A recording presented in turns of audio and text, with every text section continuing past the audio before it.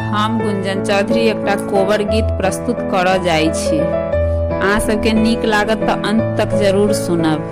Channel के subscribe क देबै, कमेंट क देबै, नीक लागत तो शेयर करब। कोने रंग हीरा कोने रंग मोती, कोने रंग हीरा कोने रंग मोती, कोने रंग ननदो के भाई है सिंदूर भरल कोबर, कोने रंग ननदो के भाई है सिंदूर भरल कोबर।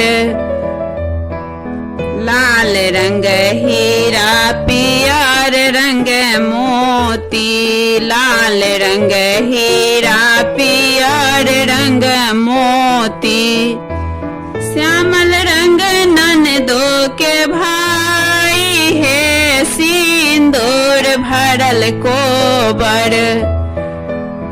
लाल रंग हीरा पियर रंग मोती, लाल रंग हीरा पियर रंग मोती, श्याम रंग ननदो के भाई है सिंदूर भरल कोबर।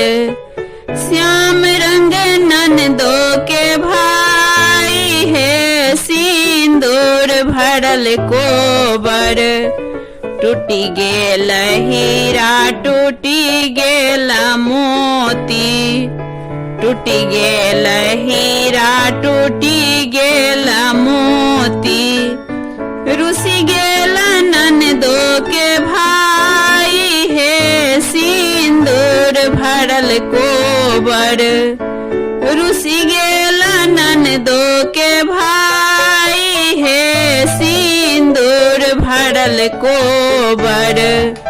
जोड़ी ले हीरा गांथी ले मोती, जोड़ी ले हीरा गांथी ले मोती, मनाए ले ननदो के भाई है सिंदूर भरल कोबर। मनाए ले ननदो के भाई है सिंदूर भरल कोबर।